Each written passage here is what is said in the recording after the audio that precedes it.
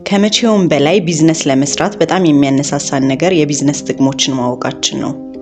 የግል ስራ ወይም ቢዝነስ መጀመር የሚያስገኘውን 5 ጥቅሞች ዛሬ በዚህ ቪዲዮዬ እንዳስሳለን። ውድ የቻናሌ ተከታታዮች እንኳን ወደዚህ ቻናል በሰላም መጣችሁ። ዛሬ የራሳችንን ወይም የግላችንን ቢዝነስ በመጀመራችን የምናገኛቸውን 5 ጥቅሞች እንቃኛለን። እስከ መጨረሻው አብራችሁን ቆዩ። ወደ መልእክቴ ከመግባቴ በፊት ቻናሉን ያልተቀላቀላችሁ ካላችሁ ሰብስክራይብ አድርጉ። መልእክቴን ወይም ሐሳቤን ከወደዳችሁት ለብዙዎች እንዲደርስ ላይክ፣ ኮሜንት፣ ሼር አድርጉ።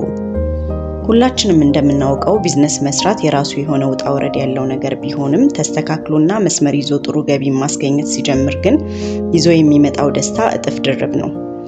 በተቃራኒው ደግሞ በጭፍን ከተገባበትና በአግባቡ ካልተሰራ ኪሳራ ሊያስከትልም ይችላል። ነገር ግን ታቅዶበትና ተጠንቶ ሲሰራ ከጉዳቱ ጥቅሙ ያመዝናል። ስለዚህ አሁን ከዚህ በመቀጠል 5ቱን የቢዝነስ ጥቅሞች እንመልከት። የመጀመሪያው የቢዝነስ ጥቅም የገንዘብ ነፃነት ነው። የግል ቢዝነስ ተቀጥሮ ከመስራት የሚለየው የራሳችንን ገቢ በከፍተኛ ሁኔታ ማሳደግ መቻላችን ነው። ተቀጥረን ስንሰራ የምናገኘው ገቢ ላይበቃንና ላያስደስተን ይችላል። እንደውም አንዳንዴ ከእጅ ወዳፍ ሊሆንም ይችላል። ይህም በየጊዜው እየጨመረ የሚሄደውን የኑሮ ውድነት ለመቋቋም አስቸጋሪ እየሆነ ይሄዳል ማለት ነው። በምንሰራው ቢዝነስም ገቢያችን እያደገ ከሄደ ህይወታችን ላይ የሚያስፈልጉ ነገሮችን ማለትም ቤት፣ መኪናና ሌሎች ነገሮችን ማሟላት እንችላለን ማለት ነው። ከዚህም በተጨማሪ ከቢዝነሱ የምናገኘውን ገንዘብ በመቆጠብ ቢዝነሳችንን ማስፋትና ትልቅ ደረጃ እንዲደርስ ማድረግ እንችላለን። ከዚያም በዘለለ በዙሪያችን ላሉ ሰዎች በገንዘባችንና በእውቀታችን መርዳት ያስችለናል። ይህም ከራሳችን አልፈን ለሌሎች መትረፍ እንድንችል ያግዘናል ማለት ነው። ሁለተኛው የግል ቢዝነስ የመስራት ጥቅም ለሌሎች የሥራ ዕድል መፍጠር ነው። ቢዝነስ መስራት የሚጠቅመው ለራስ ብቻ ሳይሆን ለሌሎችም ነው። አንድ ቢዝነስ የሚንቀሳቀሰው በውስጡ ተቀጥረው በሚሰሩ ሰዎች ስለሆነ ያ ቢዝነስ ለሌሎች የሥራ ዕድል ይፈጥራል ማለት ነው። ይህም በየዓመቱ ከየትምህርት ተቋማቱ ተመርቀው የሚመጡ ወጣቶች ሥራ እንዲያገኙ ይረዳል። ከዚህም የተነሳ የሥራ አጥ ወጣቶች ቁጥር በከፍተኛ ሁኔታ እንዲቀንስ ይረዳል። ይህም ስራ አጥቶ ጊዜውን በከንቱ ለሚያጠፋ ወጣት ልምድን ማግኛና በኋላም ራሳቸውን ችለው ሀገር እንዲለውጡ አስተዋጽኦ ያደርጋል ማለት ነው።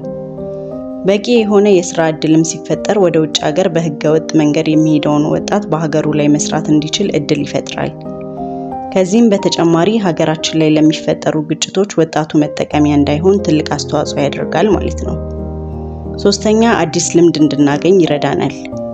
ቢዝነስ መጀመር የተለያዩ ክህሎቶችን የሚፈልግ ነገር ሲሆን ይህንንም ከምንሰራው የቢዝነስ ስራ በጊዜ ሂደት እንድናዳብረው ይረዳናል። ከነዚህም ክህሎቶች ውስጥ የገንዘብ አያያዝን፣ የአመራር ችሎታን፣ የንግግር ችሎታንና ስለምንሰራው የቢዝነስ ዘርፍ ያለንን እውቀትና ክህሎት ያሳድጋል ማለት ነው። እነዚህንም ክህሎቶች ስናዳብር ቢዝነሳችንን የበለጠ ማሳደግና በሌሎች ነገሮች ላይ ተጽዕኖ እንድንፈጥር ያደርገናል። ለምሳሌ ቢዝነስ ስንሰራ አንዱ የምናሳድገው ክህሎት ከሰዎች ጋር ያለንን የመግባባት ችሎታ ነው። ይህም ለቢዝነስ ከሚጠቅሙ ቁልፍ ነገሮች ውስጥ አንዱ ነው። በስራችን ተቀጥረው ከሚሰሩ ሰዎች ጋር ሆነ ከሌሎች ሰዎች ጋር እንዴት መግባባት እንዳለብን ልንማር እንችላለን። ስለዚህም ቢዝነስ መስራት ተጨማሪ ክህሎቶችን እንድናዳብርና ያለንን እንድናሳድግ ትልቅ አስተዋጽኦ ያደርጋል። በሌላ በኩል ደግሞ የምናገኘውን ገንዘብ እንዴት ማኔጅ ማድረግ እንዳለብንና መበጀትን እንድንማር ያደርገናል ማለት ነው። አራተኛ ቢዝነስ መስራት ራዕያችንን ወይም የምንወደውን ነገር እንድናሳካ ይረዳናል። ሁሉም ሰው የተለያየ የቢዝነስ ምርጫና ራዕይ ሊኖረው ይችላል። አንዳንዱ ፋብሪካ መክፈት፣ አንዳንዱ ሱቅ ወይም ሱፐርማርኬት መክፈት፣ ሌላው ደግሞ ሬስቶራንት መክፈት ሊሆን ይችላል ምርጫው። እነዚህን ራዕይ ለማሳካት የራስ ወደ ሆነ ቢዝነስ መግባትና ከትንሽ መጀመር ወደፊት የምንፈልገው ደረጃ ላይ እንድንደርስ ይረዳናል። በዓለም ላይ ትልልቅ የሆኑ ካምፓኒዎች ትልቅ ደረጃ ላይ መድረስ የቻሉት የመሰረቱት ስራ ፈጣሪዎች ውስጣቸው በነበረው ትልቅ ራዕይና ያንንም ለማሳካት በከፈሉት ዋጋ ነው። ለምሳሌ ዘ ራይት ብራዘርስ ተብሎ የሚጠሩት ወንድማማቾች የመጀመሪያውን ፕሌን ያበረሩት ከልጅነታቸው ጀምሮ በነበረው እንደ ወፍ በአየር ላይ የመብረር ፍላጎት ነበር። በዚህም ምክንያት ራዕያቸውን የሙጥኝ በማለታቸው ለስኬት በቅተዋል። ከዚህም የተነሳ ብዙ ሚሊዮን ለሚሆኑ ሰዎች ከአንድ ቦታ ወደ ሌላ ቦታ በአየር ላይ እንዲንቀሳቀሱ ምክንያት ሆነዋል። እነርሱ ካለፉ በኋላም ብዙ የአየር መንገዶች እንዲቋቋሙና ለሀገራት ኢኮኖሚም ትልቅ አስተዋጽኦን አድርገዋል። አምስተኛና የመጨረሻው የግል ቢዝነስ የመስራታችን ጠቀሜታ ብዙ ያልተሰራባቸውን የቢዝነስ ዘርፎች ለይተን አውጥተን ያንን እድል እንድንጠቀምና ውጤታማ እንድንሆን ይረዳናል። ብዙ ያልተሰራባቸው የቢዝነስ ዘርፎች መኖራቸው ቢዝነስ መስራት ለሚፈልጉ ሰዎች ትልቅ አጋጣሚ ነው። በተለይ በቴክኖሎጂ፣ በግብርናና በማኒፋክቸሪንግ ሴክተር መግባት ለሚፈልጉ ሰፊ ገበያ ያለበት ቦታ ነው።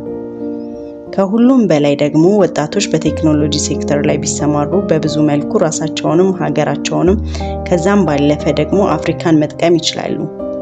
የተከበራችሁ የቻናሌ ተከታታዮች የዛሬው መልእክቴ ይህን ይመስል ነበር። እስከመጨረሻው ስለተከታተላችሁኝ ከልብ አመሰግናለሁ።